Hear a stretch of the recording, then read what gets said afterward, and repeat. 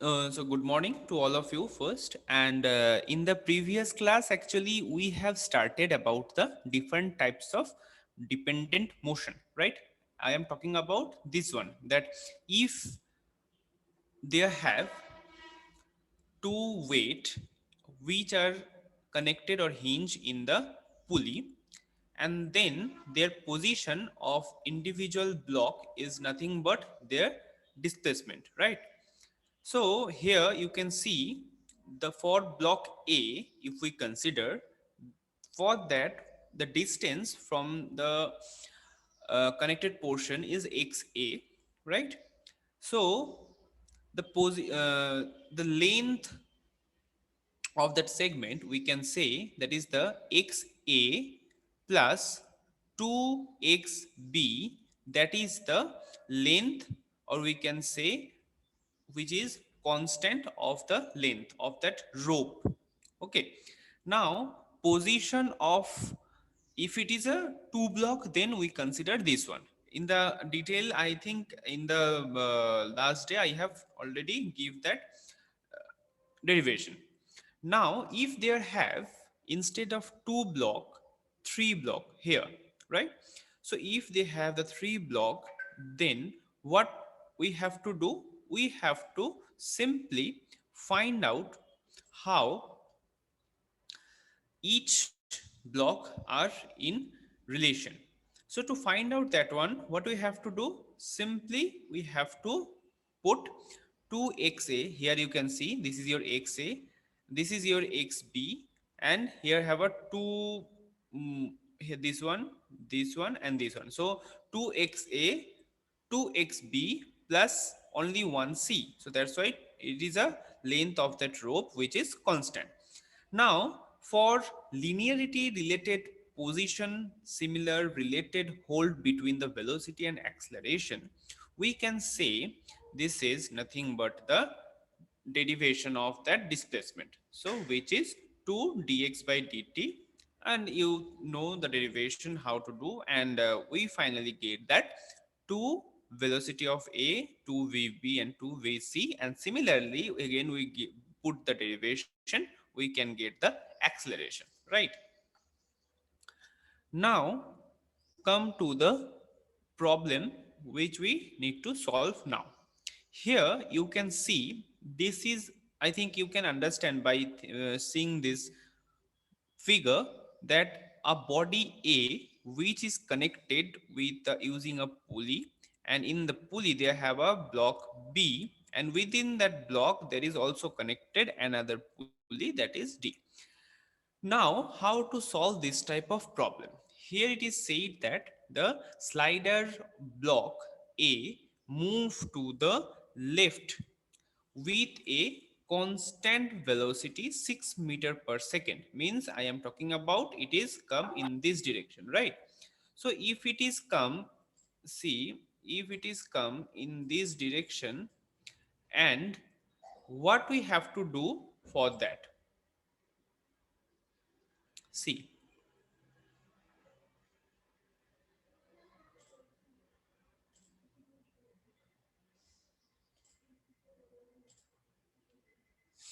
here if that block A move in this direction 6 meter per second, then what we have to do, we have to find out the velocity of block B, and B is not connected only one pulley, it is connected with the another point, right? Another pulley here. So first sketch your system and choose the coordinates. Then these are actually the solution procedure. Then write the constraint equation. Constraint equation means which equation are compatible for this to solve this type of problem. Okay. Then what we have to do? See, here, as this A have a movement in this left, and the length is constant no matter how the block move. This is the main funda of this type of problem to solve. Then how to solve this thing? You can see here, if we take this portion as a YB, this is 1, 2 and 3, so that we can take this is xa plus 3yb plus this length is a constant, right? No matter how the chord move left or right, does not matter because this height is constant. So we can write it as a constant is equal to the length. Now differentiate with the constant equation, we can get that is the va plus 3vb is equal to 0. But va is nothing but the velocity, which is 6 mm, so we get the 6 mm plus 3vb is equal to 0. So vb is 2 meter per second. So from this relationship or from this constraint equation and the length, this is actually the constraint equation, which is the nothing but the length of the string. From that we can easily find out the velocity of block B. So in this problem, anyone have any query?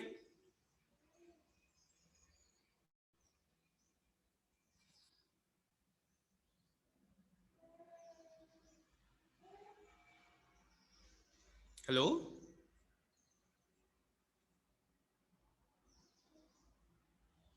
Anyone have any query in this problem?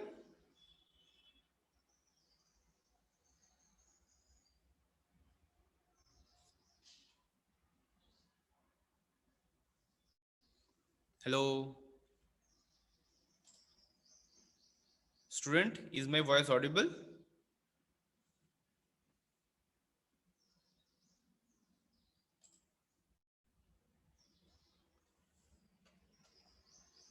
Hello?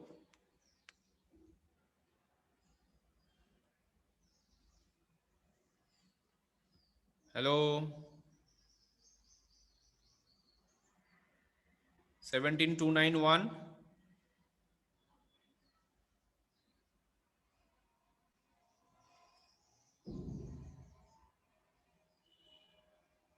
2220,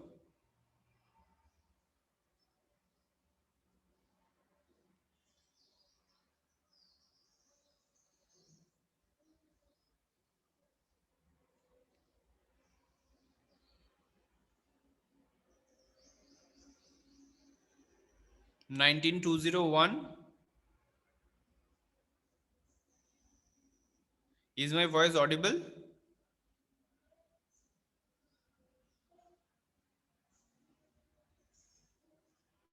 Hello?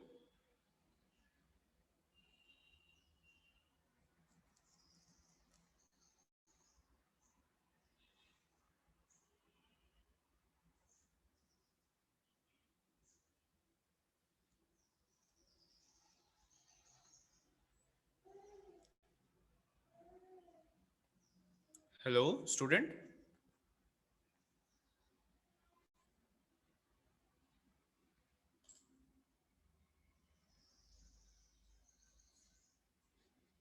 Anyone have any question you can ask? Don't be mute yourself.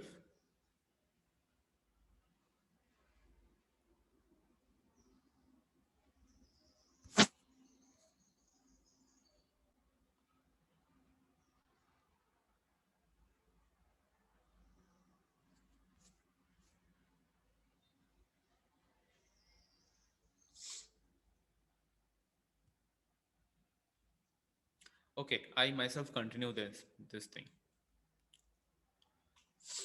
See, then come to the graphical solution of the rectilinear motion problem.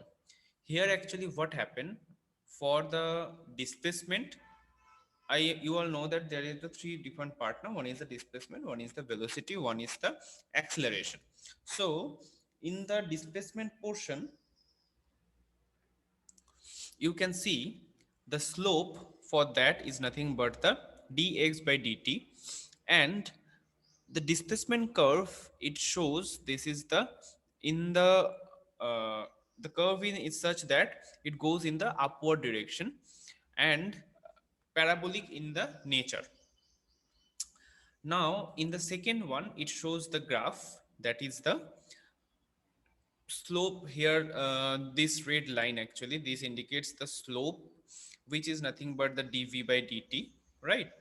And this is the actually the showing the acceleration. And When dx by dt, it indicates in the velocity with respect to time, and the slope of the velocity, it indicates the acceleration with respect to time. Similarly, the graphical solution for this rectilinear motion, the area between these two is the acceleration. This portion, this area I am talking about. Similarly, this one is nothing but the velocity, and the velocity and the acceleration relation is simply, that is the t1 to t2 into vt, sorry, into at. The v is equal to at, and in terms of the acceleration, sorry, velocity and the displacement, that is nothing but the x is equal to vt. So when put the displacement and the area, sorry, and the acceleration, that is the x is equal to half of at square, right? So in such a manner, actually, we put the value for the rectilinear motion. Now come to the topic, that is the curvilinear motion.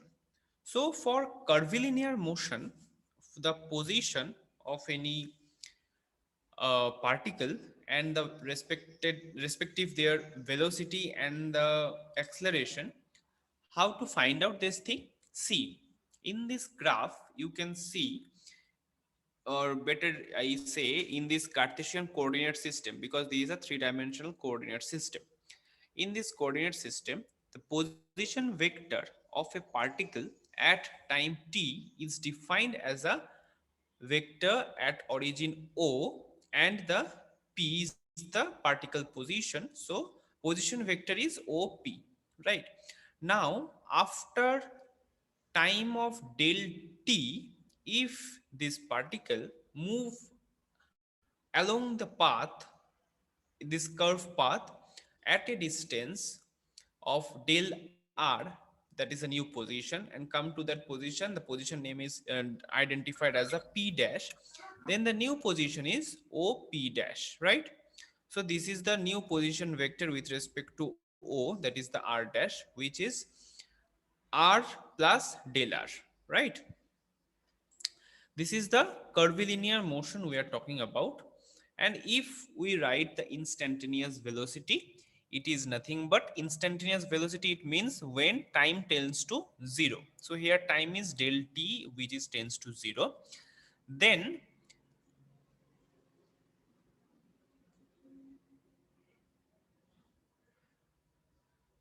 sorry, then the instantaneous speed, if we have to find out, which is nothing but the velocity is equal to ds by dt, and when del s and del t tends to 0, then it will give us the ds by dt. Okay, so here you can see that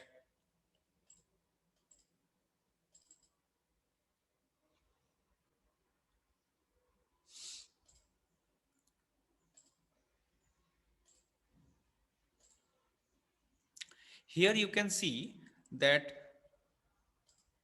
instantaneous velocity, which is a vector form, and instantaneous speed, which is a scalar form. So in the vector form, when we have to write, that is the r, using the position vector r and r dash, both are the vector notation, and these are the simply its change in the position. Now, when we are talking about the scalar, in terms of the scalar, the velocity magnitude only. So, for this position, what should be the magnitude of that velocity? We have to just show that one. Okay.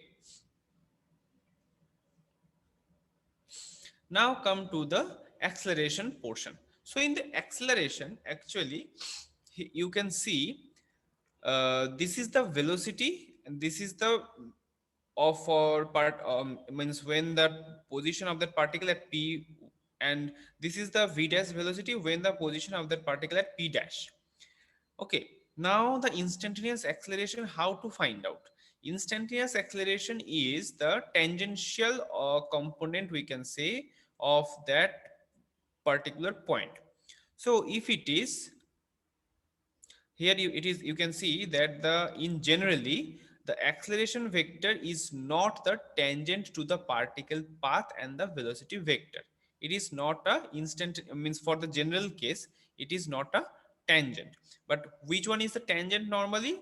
Always remember, for any particle which moves along a curved path, the tangent is always its velocity. Okay. The tangent portion always indicates the velocity of that particle. And sometimes you can say it may be happen that your acceleration is the normal, and sometimes it is not happen the it is not the normal. Okay, means the normal direction I am talking about. Now come to the rectangular components of the velocity and the acceleration. In the student, my voice is audible, yes or no?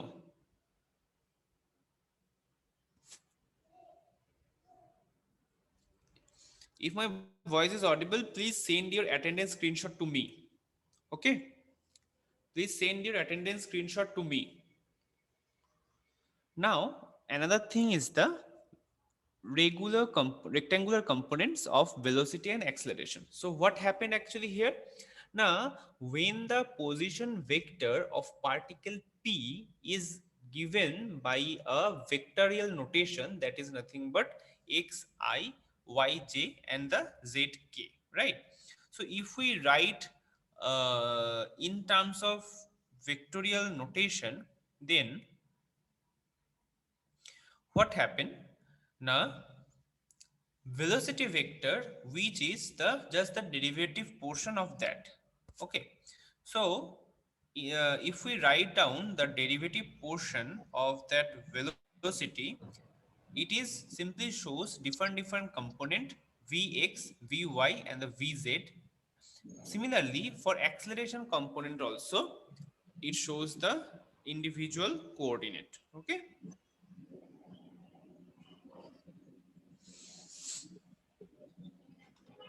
now the rectangular component, that is when we can say particularly affected when the component acceleration can be integrated instantly. So if we say a particle, if it is, please mute yourself, roll number 2215.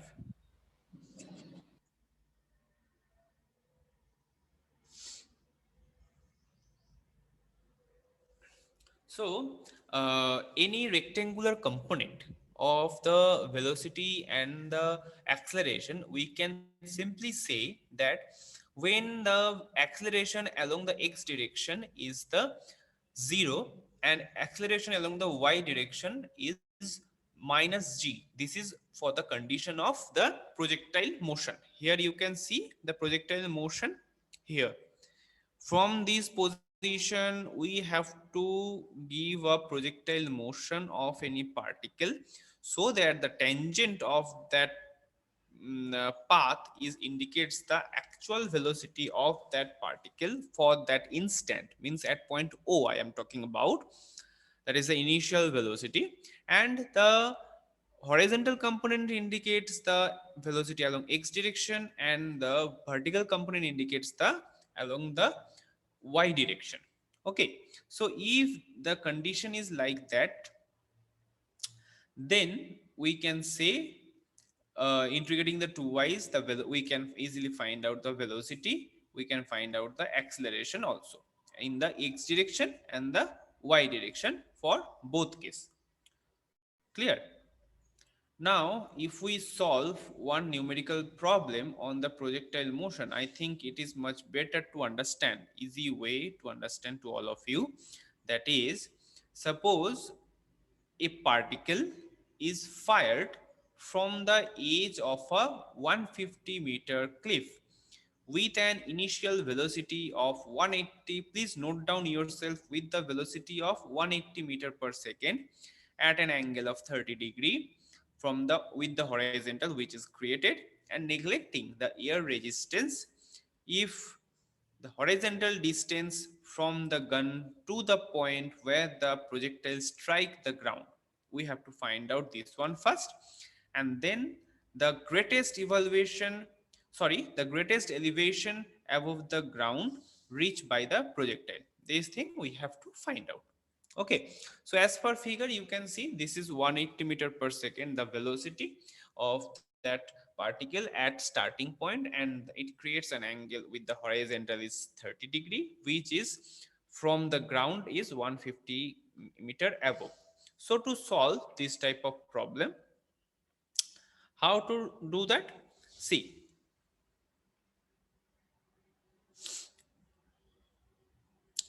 here given v0 means the initial velocity 180 meter per second, and y0 is this portion which is 150 meter. Then acceleration along y direction is minus g, because for projectile I told you that it is minus g, and for x direction there is a, for projectile there is a no acceleration. So the vertical motion which is uniformly accelerated, it means that v is equal to 180 meter per second sine 30, right? The sine component of that, yes, this one I am talking about.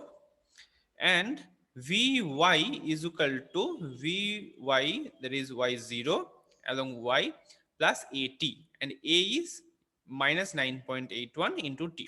So this is one equation. Another equation is y is equal to vy0 t plus half of at square, and vy is nothing but the 90 minus half of at square is 9.81 divided by 2 into t square. Okay, and if we write the relationship between the velocity and acceleration, so v square is equal to u square plus 2as, which is here a is the acceleration, s is the displacement in the y direction, and v square 0, sorry, vy 0, that is the 90. So these are the three different equations. So if we choose the x coordinate, positive x to the right, then we can find out one is, instead of vy, just now what we have to do, vx. So vx is equal to 180 cos 30, and x is equal to, means the displacement is covered, that is the v0t, so 155.9 into t. So finally what we got in the solution, that is the y is equal to minus 150. So simply put in this equation 1 here, minus 150 is equal to 90t minus 4.t square, right? Here this one, y is equal to 90t minus 4.9 t square. So instead of y, put the minus 150. So you will get this equation, and you will get that t is equal to 19.91. So that now put this in equation 4, you get that this is the length covered maximum by this particle. And what is the maximum velocity? Now that maximum velocity is the distance, it will go upward direction, that is the y is equal to, just put that value here, you will simply get the maximum elevation. And the maximum elevation above the ground is only from ground already 150 and 413, so this is 563. So this is the problem. Okay, so if anyone have any question you can ask, or else I just end my lecture here. Anyone have any question?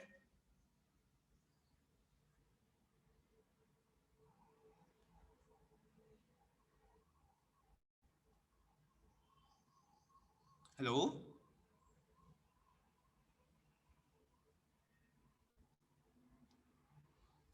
student, are you there?